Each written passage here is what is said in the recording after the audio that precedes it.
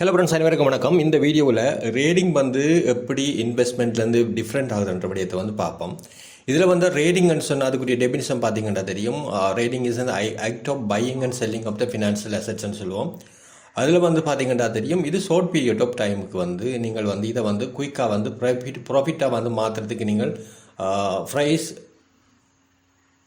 சேஞ்சஸில், அதாவது ப்ரைஸ் சேஞ்சஸின் காரணமாக நீங்கள் வந்து இதை வந்து ப்ராஃபிட்டாக குறுகிய காலத்துக்குள்ளே செய்வீங்களாக இருந்தால் அது ரேடிங் என்றும், அதே நேரம் இதே ப்ராசஸ் தான் பையிங் அண்ட் செல்லிங் தான் நடக்கும். ஆனால் இதில் பீரியட் வந்து லாங் டேர்மாக இருக்குமாக இருந்தால் அது வந்து இன்வெஸ்ட்மெண்ட் சொல்லப்படும்.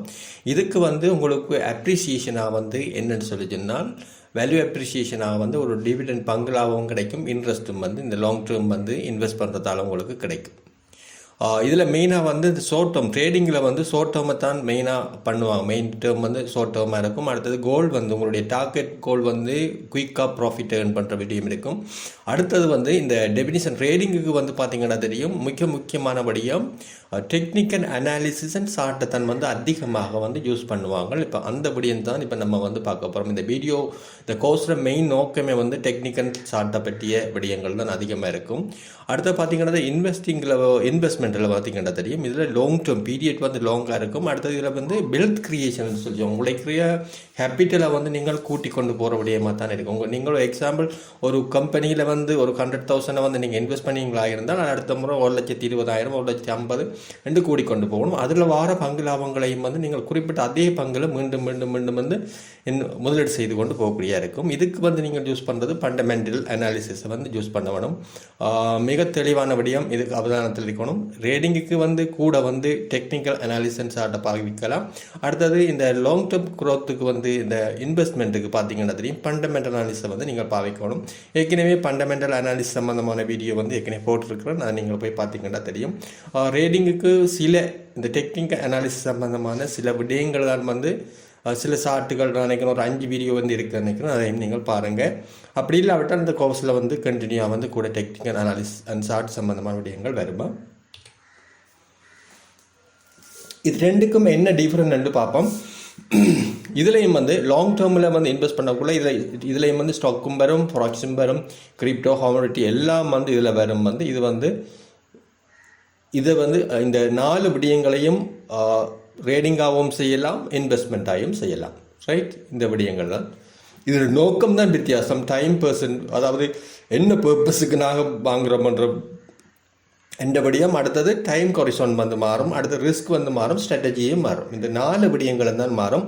ஆனால் இந்த இதில் இருக்கிற 4 விடயங்கள் ஒன்று ஸ்டாக்காக இருக்கலாம், ப்ராடக்ட்ஸாக இருக்கலாம், அல்லது கிரிப்டோ அண்ட் கமாடிட்டி ஃபைனான்ஷியல் மார்க்கெட்டில் இருக்கிற 4 செக்டர் வந்து மாறாது. ஆனால் அந்த இதுக்குள்ளே இருக்கிற ஸ்ட்ராட்டஜி அண்ட் டைம் ஃப்ரேம், அடுத்தது பார்த்தீங்கன்னா பர்பஸ் அண்ட் ரிஸ்க் வந்து மாறும். இதில் டைம் கொரிசோன் என்னதை பற்றி சொல்கிறாங்கன்னு சொன்னால், இதில் லாங் டேர்ம் அதாவது ஷார்ட் டேர்ம். ரேடிங்கில் வந்து ஷார்ட் டேர்ம் இருக்கும், இன்வெஸ்ட்மெண்ட்டில் வந்து பார்த்திங்கன்னா தெரியும் லாங் டேர்மாக இருக்கும். இதில் ரேடிங் வந்து பெரிய டைம்கள் எல்லாம் சில ரேடிங்கில் பார்த்திங்கன்னா தெரியும் செகண்டுகள் மினிட்ஸுகளுக்குள்ளே வந்து பெரிய ரேடிங் வந்து முடியும். ஹவர்ஸாக இருக்கலாம், டேயாக இருக்கலாம், அது வீக்காக இருக்கலாம். இது வந்து வீக்கெண்ட் போகிறது வந்து ஒரு ஷேர்ஸுகள் பெரும்பாலும் இந்த ஃபொரெக்ஸ் ரேடிங் எல்லாம் வந்து மினிட்ஸுக்குள்ளே மேக்ஸிமம் ஹவர்ஸில் வந்து முடிச்சிடும்.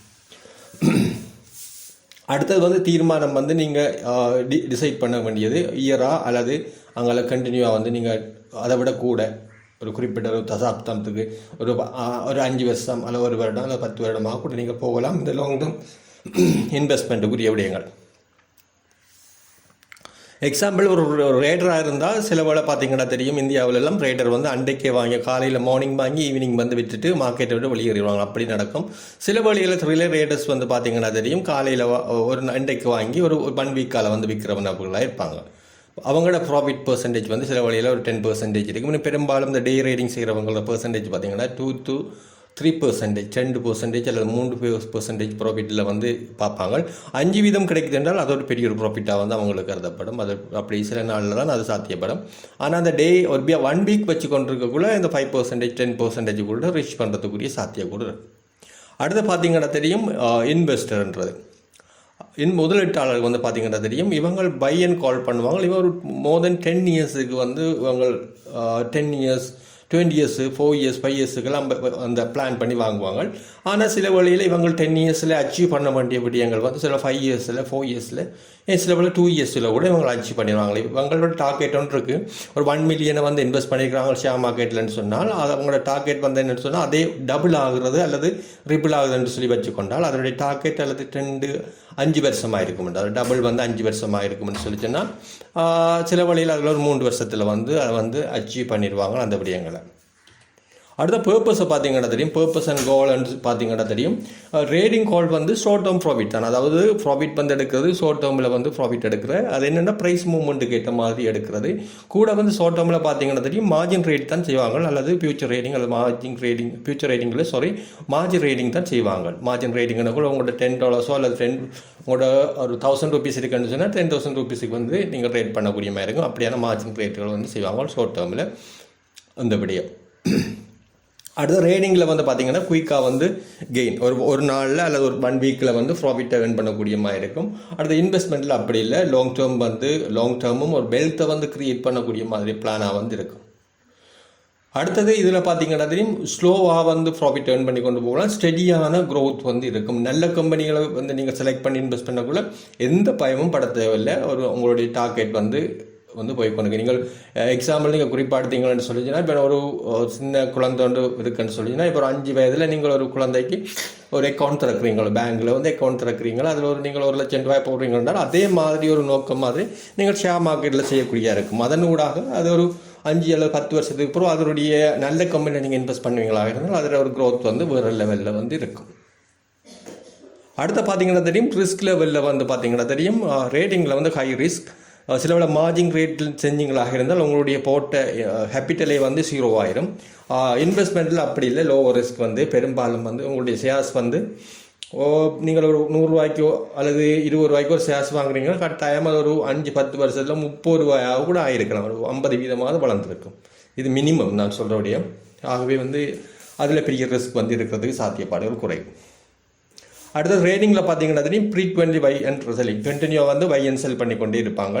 அந்த விடயங்கள் இந்த இதில் ரிஸ்க் லெவலில் இருக்கும். அடுத்து பார்த்தீங்கன்னா தெரியும் லாங் டேர்மில் வந்து பை பண்ணி கோல் பண்ணுற விடயம் தான் இருக்கும். வாங்கிட்டு நீண்ட காலம் வச்சிருக்கிற நோக்கத்தில் வாங்குறது தான் இருக்கும். அடுத்த ரேடர் வந்து ஒவ்வொரு நாளும் வந்து இந்த மார்க்கெட்டுடைய வாலண்டிலிட்டியை வந்து பேஸ் பண்ணுறாங்களா வந்து டெய்லி இருப்பாங்க. அடுத்த என்ன ஸ்கில் வேணுமன்றபடி தான் நமக்கு முக்கியமானது. ரேடிங்குக்கு என்ன ஸ்கில் வேணும், அடுத்த இந்த இன்வெஸ்ட்மெண்ட்டுக்கு என்ன ஸ்கில் வேணும். பெரும்பாலும் இந்த இன்வெஸ்ட்மெண்ட்டுக்கு வந்து பார்த்தீங்கன்னா தெரியும் நான் எல்லாம் வந்து இப்போ சில பேர் நபர்கள் வந்து முழு நேரமாக வந்து ரேட் பண்ணுற நபர்கள் இருப்பாங்க. குறிப்பாக பார்த்தீங்கன்னா இந்தியாவிலெல்லாம் நிறைய பேர் இருக்கிறாங்க. இலங்கையிலேயும் சில பேர் வந்து முழு நேரமாக ரேட் பண்ணுறவங்க இருக்காங்க. நம்ம அப்படி இல்லை. நம்ம ஒரு வேறு அரசாங்க நிறுவனங்களையோ அல்லது தனியார்லேயோ அல்லது ஒரு சுயதொழிலோ எதை செய்து கொண்டிருப்போம். நம்மளோட வார பணத்தை கொண்டு ரேட் பண்ணுறதுக்கு நம்ம யூஸ் பண்ண மாட்டோம். என்னை பொறுத்த வரைக்கும் நான் ரேட் பண்ணுறதுக்கு அது யூஸ் பண்ணுறதில்ல. அதை கொண்டு நான் என்ன செய்ய முதல் செய்யத்தான் நம்ம யோசிப்போம். அப்போ அப்படியான நபர்களுக்கு வந்து பெரிய அளவு ரிஸ்க்குகளும் இல்லை. ஏன்னா லாங் டேர்ம் இதில் இப்போ உங்களுடைய தொழில் வாய்ப்புகளோ உங்களுடைய மற்ற விடயங்களோ வந்து இந்த விதம் பாதிக்கப்படாது. நீங்கள் ஒரு நாளில் வந்து ஒரு குறிப்பிட்ட ஒரு மணித்தியாலத்தில் நீங்கள் இந்த பங்கு சந்தைக்கு செலவழித்தீங்களாக இருந்தால் நீங்கள் உங்களுடைய பணத்தை கூட முதல் செய்து கொண்டு வரலாம். இந்த ரேடிங்னு சொல்லிச்சுன்னா அப்படியே நீங்கள் கண்டினியூவாக வந்து நீங்கள் டெக்னிக்கல் சார்ட்டுகளையும் வந்து கேண்டில் ஸ்டிக்லையும் வந்து அவதானித்து கொண்டிருக்க வேணும். ஏனென்று சொன்னால் அது அப்படி இல்லாவிட்டால் அது நீங்கள் வந்து பெய்கிறதுக்குரிய சாத்தியப்பாடு அதிகம். ஆகவே வந்து ரேடிங் செய்கிற நபர்கள் முழு நேரமாக ரேட் பண்ணிங்களாக இருந்தால் அது ஓகே. அப்படி இல்லைன்னு சொல்லிச்சுனால் நீங்கள் வந்து இந்த கேட்டகரிக்குள்ளேயே போயிடணும். ஆனால் என்னை பொறுத்த வரைக்கும் நான் சொல்கிற பெஸ்ட் ஐடியா என்னன்னு சொல்லி சொன்னால் நீங்கள் பங்கு சந்தைக்கு புதிய நபராக இருந்தால் நீங்கள் முதலீடு செய்யுங்க. ஒரு 1,00,000 அல்ல 50,000 நீங்கள் முதலீடு செய்யுங்க. அதை வச்சுக்கொண்டு பிறகு அதில் ஒரு சின்ன ஒரு அமௌண்ட் $1,00,000 நீங்கள் முதலீடு செஞ்சீங்கன்னா ஒரு $10,000 வச்சு நீங்கள் ரேட் பண்ணி கொண்டு பாருங்கள். ரைட், இது நமக்கு பொருத்தமான இருக்கா என்ற விடயங்களை நீங்கள் அதில் வந்து அடையாளம் கண்டுபிடலாம். ஒரு சின்ன ஒரு அமௌண்ட் எடுத்து நீங்கள் ரேட் பண்ணி பார்க்கலாம். ரைட், இந்த இன்வெஸ்ட்மெண்ட்டுக்கு வந்து பார்த்தீங்கன்னா இன்வெஸ்ட் பண்ணுறதுக்குரிய மிக முக்கியமான அனாலிசிஸ் ஃபண்டமெண்டல் அனாலிசிஸ் பார்க்கணும். அதில் என்னென்ன மாதிரி ஒரு கம்பெனியுடைய ப்ராஃபிட் என்ன மாதிரி, பேலன்ஸ் ஷீட் என்ன மாதிரி, அவங்களுடைய ஃபைனான்சியல் ஸ்டேபிலிட்டி என்ன மாதிரி ஒரு கம்பெனி, அவங்களுடைய டிரெக்டர் போர்ட் என்ன மாதிரி, அந்த டிரெக்டர் போர்ட்டில் டேலண்டான இருக்கிறாங்களா, அவங்களுடைய ஹிஸ்ட்ரி என்ன மாதிரி, அவங்களோட ப்ரொஃபைல் என்ன மாதிரி, அவங்க என்னென்ன கம்பெனியில் இன்வெஸ்ட் பண்ணி நிறைய விடயங்கள் வந்து நீங்கள் பார்த்து வந்து ஃபண்டமெண்டல் அனாலிசிஸ் நிறைய பார்க்கலாம். குறிப்பாக மெயினாக வந்து ஃபைனான்சியல் ஸ்டேட்மெண்ட் தான் நீங்கள் பார்த்தீங்கன்னாலே போதும். இதில் வந்து இந்த முதலீட்டுக்கான தீர்மானங்களை மேற்கொள்வதற்கு அது உங்களுக்கு இலகுவாக இருக்கும். அதில் பார்த்தீங்கன்னா தெரியும் கம்பெனியோட பெர்ஃபார்மன்ஸை பார்க்க வேண்டியிருக்கும். ஒரு கடந்த 5 வருஷத்தில் அவங்க என்ன மாதிரி நட்டம் அழைச்சிருக்காங்களா லாபம் அழைச்சிருக்காங்க அப்படிங்கள். அடுத்த எக்கனாமிக் சிச்சுவேஷன் இப்போ நம்ம வந்து நான் சொல்ல இப்போ வந்து மார்க்கெட் வந்து பார்த்தீங்கன்னா தெரியும் ஒரு டாப்பில் வந்து இருக்குது. இப்போ சில வேலை சடனாக வந்து கிராஷ் ஆகிறதுக்குரிய வாய்ப்புகள் வந்து அதிகம். அது சொல்ல முடியாது. என்னென்னு சொல்லி சொன்னால் ஒரு மேச்சுவல் லெவலில் வந்து இளைஞருடைய பங்குச்சந்தை வந்து இருக்குது. என்னென்னு சொன்னால் இருந்ததை விட டபுள் மடங்கு வந்து அதை விட அடுத்த இன்னொரு மடங்கு வந்து அதிகரிச்சிருக்கு ஒரு கடந்த ஒரு வருடம் 1 வருடங்களில். ஆகவே இந்த டைம் அதிக அளவு முதலீடு கொண்டு போகிற அளவுக்கு வந்து இந்த பெஸ்ட் டைம் இல்லை. இதுக்கு ஒரு நல்ல டைம் வரும். அந்த டைமில் நம்ம முதலீடு செய்கிறதுக்குரிய இது வந்து வாய்ப்பாக இருக்கும். ஆனால் இப்போ முதலீடு செய்தாலும் ஒரு சிறிய அளவு ப்ராஃபிட் வந்து நீங்கள் ஏர்ன் பண்ணக்கூடியதாக இருக்கும். என்னென்னு சொன்னால் மார்க்கெட் வந்து இந்த அரசாங்கம் இருக்கிற வரைக்கும் இந்த அரசாங்கம் போய்கொண்டிருக்கிறபடியில் எந்த பிரச்சனையும் இல்லை. ஆனால் சில வழிகளில் ஏதாவது பிரச்சனைகள் ஏற்படுமாக இருந்தால் எதிர்கட்சிகள் மற்ற இதுகள் சில குழப்பங்களை விளைவிச்சாங்களாக இருந்தால் மார்க்கெட் வந்து சடனாக வந்து கிராஷ் ஆகிறதுக்கு சாத்தியப்பாடுகள் அதிகம் உண்டு. சரிதானே? அடுத்த வந்து பார்த்தீங்கன்னா தெரியும் இன்வெஸ்ட்மெண்ட்டில் பார்த்தீங்கன்னா தெரியும் நீங்கள் இன்வெஸ்ட் பண்ணிட்டீங்கன்னு சொன்னால் அதை பற்றி 5 வருஷத்துக்கு நீங்கள் ஒரு கம்பெனியில் கமர்ஷியல் பேங்கோ HNBO அல்லது ஏதோ ஒரு பேங்கோ அல்லது ஃபைனான்சியல் கம்பெனியோ அல்லது லீசிங் கம்பெனியோ ஏதோ ஒரு கம்பெனியில் நீங்கள் இன்வெஸ்ட் பண்ணிட்டீங்களாக இருந்தால் அல்லது டூரிஸ்ட் கம்பெனியாக இருக்கலாம், உங்களுக்கு விரும்புகிற கம்பெனி அல்லது அக்ரிகல்ச்சர் பேஸ்ட் கம்பெனிகள் இருக்குது, நிறைய இருக்குது. டீ ப்ரொடக்ஷன் கம்பெனிகள் இருக்குது, தேயிலைகள் உற்பத்தி செய்கிற பெருந்தோட்ட கம்பெனிகள் இருக்குது. அதுகளெல்லாம் நீங்கள் இன்வெஸ்ட் பண்ணிட்டீங்கன்னா நீங்கள் பயப்படவே இல்லை. நீங்கள் அப்படியே அமைதியாக இருக்கலாம். நீங்கள் ஃபிக்ஸட்டில் கொண்டு காசை போட்டிங்களோ அதே மாதிரி நீங்கள் கம்பெனியில் போட்டுட்டு அமைதியாக இருக்கலாம். ஏன்னா அதுக்கு முதல் வந்து நீங்கள் இந்த ஃபண்டமெண்டல் அனாலிசிஸ் கம்பெனியோட பெர்ஃபார்மன்ஸ் எக்கனாமிக்கல் அந்த விடயங்கள் என்னென்ன ஃபேக்டர் இருக்கோ அவ்வளோத்தை நீங்கள் மிக தெளிவாக நீங்கள் அனலைஸ் பண்ணிட்டு வந்து காசை கொண்டு ஷேர் மார்க்கெட்டில் போட்டிங்கன்னா நீங்கள் அதுக்கு பிறகு நீங்கள் அப்படியே ஸ்லீப் மோடில் இருக்க வேண்டியதுதான். Right, okay. இடைக்கிட நீங்கள் ஒரு வாரத்துக்கு ஒருக்காக ஒரு மாதத்துக்கு ஒருக்காக நீங்கள் பார்த்தீங்கன்னா சரி என்ன மாதிரி நம்மளோட ஷேர்ஸ் வந்து பங்கு வந்து போகுதுண்டு. ரைட், அடுத்தபடியும் இந்த ரேடிங்கில் பார்த்தீங்கன்னா தெரியும் ரேடிங்குக்கு செய்கிறா இருந்தால் நீங்கள் டே ரேடிங் செய்கிறா இருந்தால் அது மார்ஜின் ரேடிங் செய்கிறா இருந்தால் நீங்கள் டைம் வந்து டெக்னிக் அனாலிசிஸ் சரி தெரிஞ்சிருக்கணும். அடுத்தது ஷார்ட்டுகள் பற்றி தெரியணும். ஷார்ட் சம்மந்தமாக ஷார்ட்டுகளில் நிறைய இண்டிகேட்டர்ஸ் இருக்குது. அந்த நிறைய இண்டிகேட்டர்ஸ் சம்மந்தமாக தெரிஞ்சிருக்கணும். அடுத்தது அந்த ஸ்பீட் அண்ட் டைம் வந்து பார்த்தீங்கன்னா தெரியும் எவ்வளோ குயிக்காக வந்து இந்த டைமுக்குள்ளே வந்து செய்யணும். அந்த நீங்கள் சில ப்ராக்ஸ் ட்ரேடிங்லாம் செய்தீங்களா நீங்கள் இரவில் நீங்கள் கண்முழிச்சு பார்த்து கொண்டு இருக்கணும். அப்படியான சில சங்கடமான நிலைகள்லாம் வந்து ஏற்படும் இந்த ஃபாரெக்ஸ் ட்ரேடிங் செய்தீங்களாக இருந்தால். ஏன்னு சொன்னால் 4 டைம் ஜோன்லையும் நீங்கள் வந்து ஒர்க் பண்ண வேண்டியிருக்கும். அவசரவில் அந்த டைமில் வந்து நீங்கள் அப்படியே இருந்து கொண்டு பார்த்துக்கொண்டே இருக்கணும். ஷார்ட்டை வந்து பார்த்துக்கொண்டே இருக்கணும். ரைட், இது ட்ரேடிங் சம்பந்த விடயங்கள், இன்வெஸ்ட்மெண்ட் அந்த மாதிரி. அடுத்த என்ன ஸ்கில் பண்ணுற விடயங்களும் நம்ம சொல்லிட்டேன். இதில் ஃபண்டமெண்டல் அனாலிசிஸ் சம்பந்தமான இதுகள் வந்து இந்த இதில் வீடியோ வந்து இருக்குது. நீங்கள் பேசிக்காக ஒரு 5 வீடியோ வந்து போட்டிருக்கேன். அந்த ஃபண்டமெண்டல் அனாலிசிஸ் சம்மந்தமாக நீங்கள் பார்த்துக்கொள்ளுங்க. டெக்னிக் சம்மந்தமாயும் 1-2 வீடியோ இருக்குது, நீங்கள் அதில் பார்த்துக்கொள்ளுங்க. இந்த கோர்ஸ்லேயும் வந்து இந்த கண்டினியூவாக இதே விஷயங்கள் வந்து மேலதிகமாக போய்கொண்டிருக்கும். ஒவ்வொரு சாப்டர் வரக்குள்ளே அந்தந்த சம்மந்தமாக விடயங்கள் நம்ம டிஸ்கஸ் பண்ணிக்கொண்டே போவோம். Right, okay. அடுத்து பார்த்தீங்கன்னா தெரியும் இந்த ஃப்ரீக்வன்சி ஆஃப் டிரான்சாக்ஷன் வந்து பார்த்தீங்கன்னா தெரியும் இதில் வந்து ரேடிங்கில் வெரி ஃபாஸ்ட்டாக இருக்கும். தெரியுதா? ஒரு மினிட்ஸுக்கு வந்து ஒரு நிமிடத்துக்கு ஒருக்கா அல்லது குறிப்பிட்ட ஒரு செகண்டுக்கு ஒருக்கா கூட இந்த மாறும். ஆகவே ரேடிங்கில் வந்து ஃப்ரீக்வன்சி கூட இருக்கும். ஃப்ரீக்வெண்ட்டாக ரேடிங் நடக்கும். பை அண்ட் செல் பண்ணி கொண்டிருப்பீங்க டெய்லி. இதில் வந்து நிறைய ஷேர்ஸ் பை பண்ணிங்க செய்ய வேண்டி வரும் இதில் ரேடிங்கில். ஆனால் இன்வெஸ்ட்மெண்ட் அப்படி இல்லை. சில ரான்ஸுக்கு அன்றைக்கு ஒரு ஷேர்ஸோ 2 ஷேர்ஸோ நீங்கள் வாங்குவீங்க. இனி ஒரு மாதத்துக்கு ப்ரோ அல்லது அடுத்த மாதம் உங்களுக்கு காசு கிடைக்கக்கூட நீங்கள் முதலீடு செய்வீங்க. அடுத்து நீங்கள் வாங்குகிற நோக்கம் வந்து லாங் டேர்முக்கு வைக்கிறது நோக்கமாக வந்து இருக்கும். அடுத்து பார்த்தீங்கன்னா ஷார்ட் டேர்ம் கேபிட்டல் கெயின். இதில் ப்ராஃபிட் டைப் வந்து பார்த்தீங்கன்னா ஒரு சின்ன ஒரு அமௌண்ட் தான் கிடைக்கும். உங்களுடைய ரேடிங் செஞ்சீங்களாக இருந்தால் 2 வீதம் 3 வீதம் தான் கிடைக்கும். ஆனால் இதில் பார்த்தீங்கன்னா லாங் டேர்மில் கேபிட்டலில் உங்களுக்கு டிவிடெண்ட் நார்மலாக சாதாரணமாக ஒரு 8 தொடக்கம் 12-15% வந்து உங்களுக்கு பங்கு லாபம் கிடைக்கும். ஒரு நல்ல கம்பெனியில் இன்வெஸ்ட் பண்ணிங்கன்னா சில வேளையில் இந்த முறை பார்த்தீங்கன்னா தெரியும் 43% வரைக்கும் பங்கு லாபம் கொடுத்தவங்க. ஆகவே அது வந்து லாங் டேர்மில் ஒரு பெரிய ஒரு விஷயமாக கொடுக்கும். நல்ல கம்பெனியாக இருந்தால் இல்லை சாதாரணமாக 8 அல்லது 9% கொடுக்கும். இது சாதாரணமாக உங்களோட வங்கி தார ஒரு இன்ட்ரெஸ்ட் பர்சன்டேஜ் தான். ஃபிக்ஸட் டிபாசிட்டுக்கு தார இன்ட்ரெஸ்ட் பர்சன்டேஜ் தான் பங்கு லாபம் தருவாங்க. அடுத்து லாங் டேர்ம் கேபிட்டல் கெயின். சில வேளை நீங்கள் 30 ரூபாய்க்கு வாங்கின பங்கு சில வேளை ஒரு வருடத்தில் 50-60 ரூபா ஆகும். அந்த கேபிட்டல் கெயினும் உங்களுக்கு சிம்பிளாக கிடைக்கும். ஆனால் நீங்கள் டே ரைடிங் செஞ்சீங்கன்னா ஒரு நாளைக்கு 3 வீதம் தான் பெறும். சில வேளை லொஸ்ஸும் மாறதுக்கு சாத்தியப்பாடுகள் அதிகம். அடுத்த மைண்ட் செட்டை பார்த்தீங்கன்னா தெரியும் என்ன மைண்ட் செட்டில் ரேட் பண்ணுவோமா இருந்தால் நம்ம இதில் ஃபுல்லாக வந்து ஆக்டிவ் மைண்ட் செட்டில் இருக்கணும். ஷார்ட்டுகள் அது ஃபுல்லான நாலேஜ் வந்து அவ்வளவு ஷார்ட்டுன்னு நம்ம மைண்டுக்குள்ளே இருக்கணும். அடுத்தது வந்து சில அதை மீறியும் சில வேளை நம்முடைய இதை மீறியும் சில வேளை லொஸ்ஸுக்கு போகிறதுக்கு சாத்தியப்பாடுகள் அதிகம். சில வழியில் குயிக்கான டிசிஷன் மேக்கிங் வந்து எடுக்க வேண்டியிருக்கும். என்னென்னு சொன்னால் நீங்கள் ஸ்டாப் லாஸ் அடிச்சிங்களோ அந்த டைமில் சில மார்க்கெட் கீழே இறங்கும். அந்த டைம்லலாம் நீங்கள் சரியான தீர்மானங்கள் எடுக்க வேண்டியிருக்கும். இன்வெஸ்ட்மெண்ட்டில் அப்படி எதுவும் இல்லை. ஃபசிமைண்டாக வந்து இருந்தீங்கன்னா சரி ஒரு ஃபீஸ்ஃபுல்லாக மைண்ட் ரைட் ஓகே நமக்கு ப்ராஃபிட் எப்படியோ வகையில் வருமன்ற கான்ஃபிடென்ட்ல இருக்கலாம். அடுத்து லாங் டேர்ம் பற்றி திங்க் பண்ணுறதா இருக்கும். ஏன்னா குயிக்கான டிசிஷன் அதை பற்றியெல்லாம் உங்களுக்கு எந்த இதுகளும் இல்லை, அவசியம் இல்லை. எக்ஸாம்பிள் பார்த்தீங்கன்னா தெரியும். இப்போ எக்ஸாம்பிள் நீங்கள் வந்து கோல்டை வந்து ஒரு $1900 வாங்குறீங்க, 1900 வாங்கிட்டீங்கன்னா நீங்கள் 1950 வந்து விற்கிறீங்கன்ற ஒரு நாளையில் வந்து உங்களுக்கு $15 தான் வந்து ரேடிங் ப்ராஃபிட் வரும். இது வந்து சும்மா எக்ஸாம்பிளுக்கு உங்களுக்கு தரது. அந்த அதில் வந்து ரேடிங் பீஸுகள் அதுகளெல்லாம் போகும், உங்களுக்கு குறிப்பிட்ட சின்ன ஒரு அமௌண்ட் தான் வந்து கிடைக்கும். இந்த அளவுக்கு நீங்கள் இது வந்து கூட வந்து மார்ஜின் ரேட் தான் பண்ணுவீங்க. ஆகவே இந்த வடியம் இல்லை. நீங்கள் இப்போ ஒரு $1000 வாங்கி அதில் ரேட் பண்ணுறது மிக ஆபத்தானது. நீங்கள் ஒரு $10 or $100 வந்து மேக்ஸிமம் ஈடுபடுத்தி செய்யக்குள்ள அது உங்களுக்கு சின்ன ஒரு ப்ராஃபிட் தான் உங்களுக்கு கிடைக்கும். ஆனால் வந்து நீங்கள் அப்படி இல்லை, ஒரு இதே ஒரு பெருமதியான அமௌண்ட்டுக்கு நீங்கள் ஷேர்ஸை வாங்கி போட்டிங்கன்னா ஒரு நல்ல ஒரு கம்பெனி, இப்போ டெஸ்லாவெல்லாம் இன்வெஸ்ட் பண்ணல, அது அவ்வளோ பெரிய பார்த்தீங்கன்னா தெரியும். அந்த ஷேர்ஸ் எல்லாம் வந்து கட்டும் ப்ரைஸில் போய் கொண்டிருக்கு. நம்ம ஒரு ஷேர்ஸ் கூட வாங்குறதுக்கு பெரிய ஒரு தொகை வந்து போடணும். சில கம்பெனிகள் இருக்குது. இப்போ இலங்கையில் இருக்கிற சில கம்பெனிகள் ஒரு $10 or $15 இருக்கிற சில கம்பெனிகள் இருக்குது. சில ஃபைனான்ஸ் கம்பெனிகளில் இன்வெஸ்ட் பண்ணிங்களா இருந்தால் ஒரு 10 வருஷத்தில் ஒரு பெரிய ஒரு க்ரோத்தை வந்து உங்களுக்கு கொடுக்கும். ஏன்னா ஒரு இன்சூரன்ஸ் கம்பெனி எல்லாம் வந்து பெரிய அளவு எக்ஸ்பெண்டிச்சர் வந்து போகிறதுக்குரிய சாத்தியப்பாடு குறைவு. இன்சூரன்ஸ் கம்பெனிகள், லீசிங் கம்பெனி எல்லாம் வந்து பெரிய அளவு பேங்க் சம்மந்தமான எல்லாம் வந்து பெரிய அளவு லாஸ் ஆகிறதுக்குரிய வாய்ப்புகள் குறைவு. சில வேலை நடக்கலாம், தவறே நடக்கலாம், ஆனால் வாய்ப்புகள் குறைவு. அப்படியான கம்பெனியை இன்வெஸ்ட் பண்ணக்குள்ள அது ஒரு 10 வருஷத்தில் அது க்ரோத் வந்து வேறு லெவலில் வந்து இருக்கும்.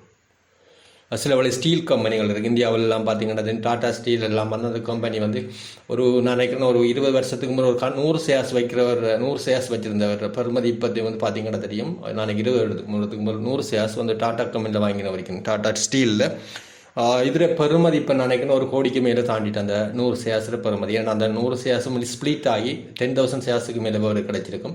அதில் பெருமதி இப்போ பார்த்தீங்கன்னா சொல்லிச்சுன்னா நான் நினைக்கிறேன் 1 crore மேலே வந்து அதில் பெருமதி வந்து இருக்குன்னு நினைக்கிறேன். சரியாது இல்லை, ஒரு அமௌண்ட்டு நியூஸ் வந்து அக்யூரேட்டான நியூஸ். ஆனால் அந்த அமௌண்ட் வந்து சில விட மாறுமா. அப்படி வந்து நீங்கள் சில நல்ல கம்பெனிகளில் வந்து இன்வெஸ்ட் பண்ணக்கூட சில சீமெண்ட் கம்பெனிகள் எல்லாம் வந்து பார்த்திங்கன்னா தெரியும் நல்ல ஒரு ப்ராஃபிட் லாங் டேர்மில் ஒரு பெரிய ஒரு ப்ராஃபிட்டை வந்து கொடுக்கும். நீங்கள் அதை வந்து நீங்கள் தான் மார்க்கெட்டில் இருந்து என்னென்ன கம்பெனிகள் இருக்கின்ற விடயங்களை நீங்கள் ஒவ்வொன்றா டீட்டெயில் அனலைஸ் பண்ணி கண்டுபிடிக்க வேணுமா.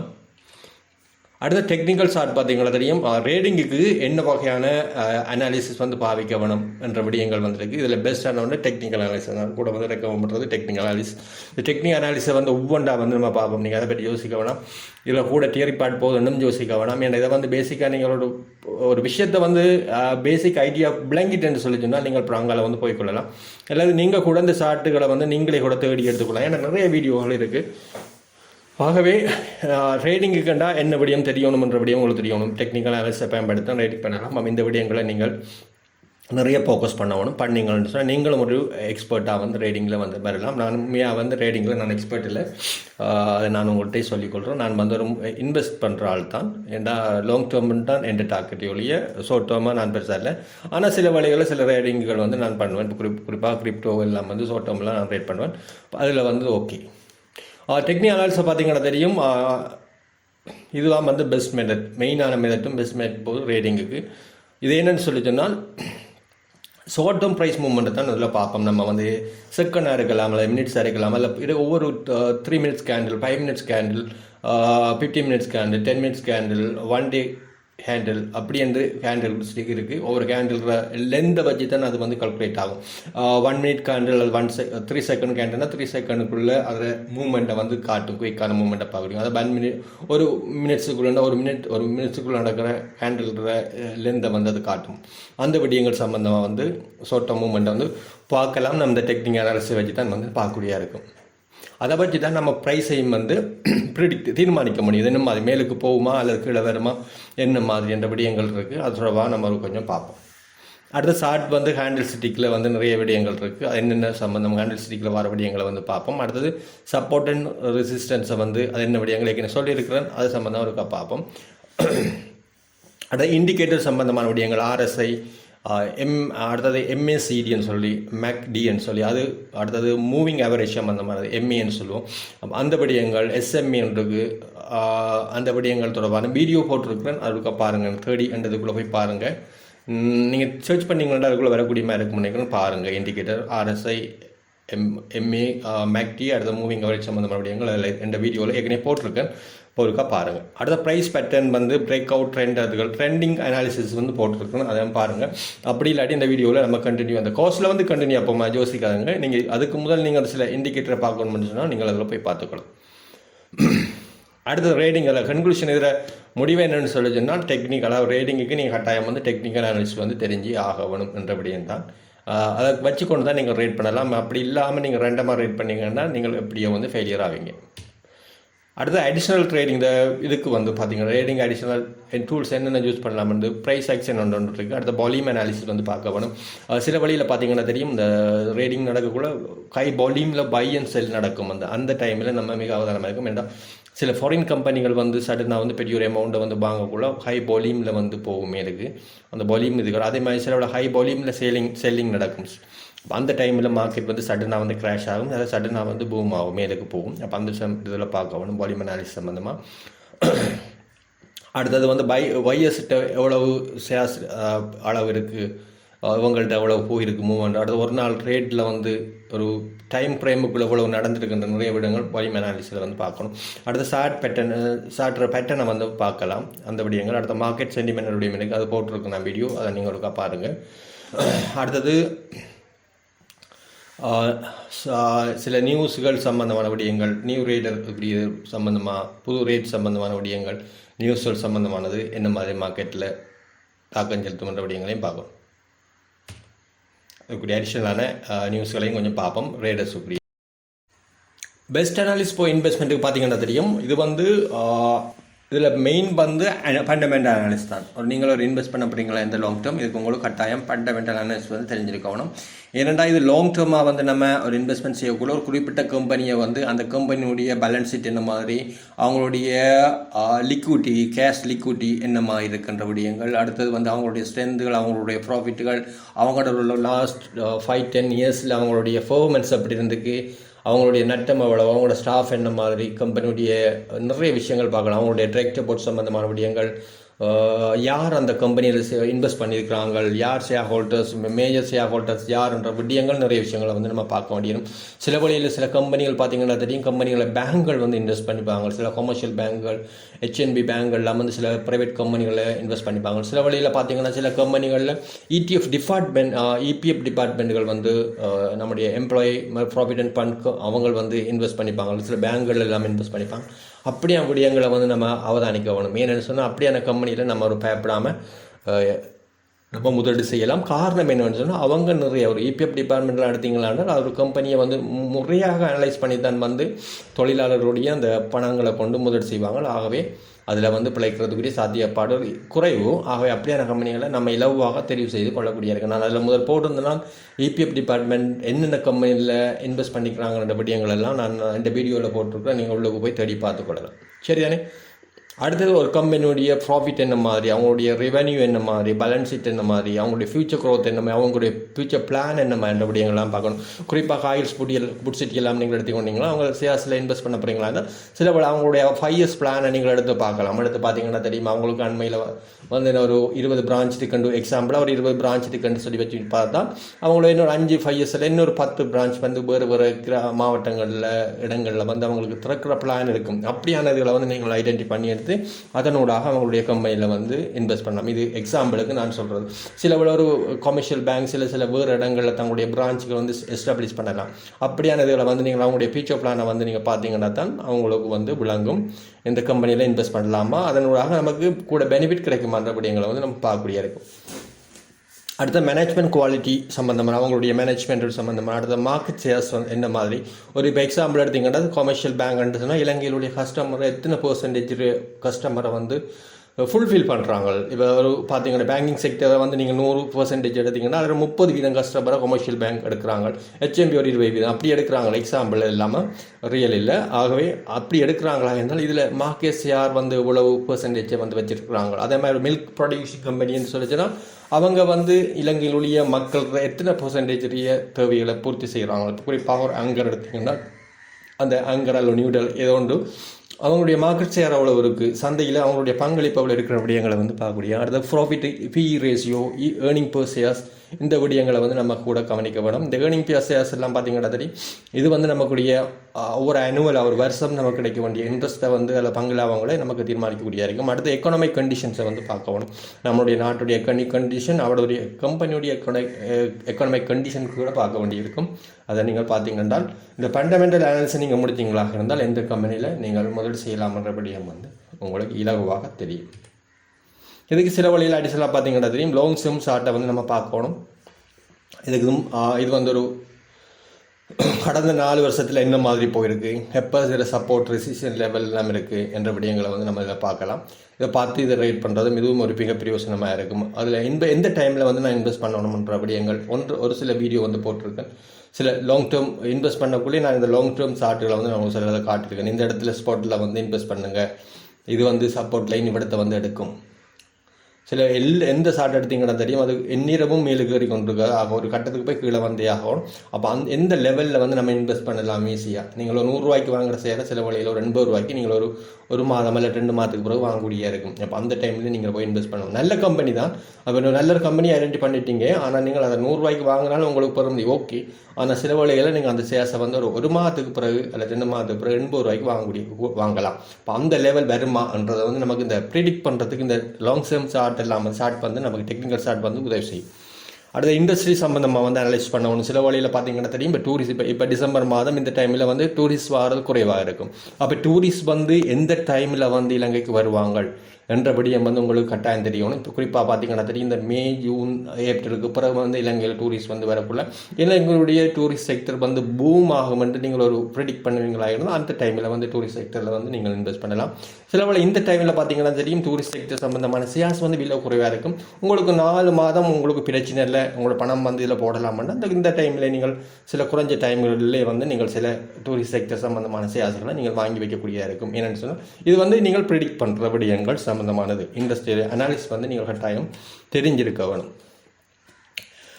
அடுத்த மேக்ரோ எக்கனாமிக் வந்து ட்ரெண்ட்ன்றது, மைக்ரோ எக்கனாமிக்ன்றது ஒரு சிறுபடியத்தை அனாலிஸ் பண்ணுறது. மேக்ரோ எக்கனாமிக்ன்றது இலங்கையினுடைய பொருளாதாரம் மற்றும் பொருளாதாரம், உலக பொருளாதாரம், மேக்ரோ பெரிய விஷயங்கள் சம்பந்தமாக அனலைஸ் பண்ண ட்ரெண்ட் எந்த மாதிரி இருக்கின்ற விடயங்களை வந்து நம்ம பார்க்கணும். இலங்கையினுடைய பொருளாதார கொள்கை, வரி சம்பந்த விடயங்கள், நிறைய விடயங்கள், மேக்ரோ எக்கனாமிக்குடைய பொலிட்டிக்கல் சம்பந்த விடயங்கள் எல்லாம் வந்து இதுக்குள்ள வரலாம். இந்த விடயங்களில் நீங்கள் அவதானமாக இருக்கணும். அடுத்த கம்பெனியுடைய ஃபைனான்சியல் ரிப்போர்ட்டையும் நீங்கள் பார்க்க வேணும். இந்த விடயங்கள் பார்த்தீங்கன்னா நீங்கள் இந்த உங்களுடைய முதல் செய்வதற்குரிய அனாலிசிஸ் வந்து உங்களுக்கு ஓரளவு பூர்த்தி செய்யப்படும். நீங்களும் ஒரு நல்ல கம்பெனியை செலக்ட் பண்ணி எடுக்கக்கூடியதாக இருக்கும். ரைட், இதில் சம்மரி வந்து பார்ப்போம்.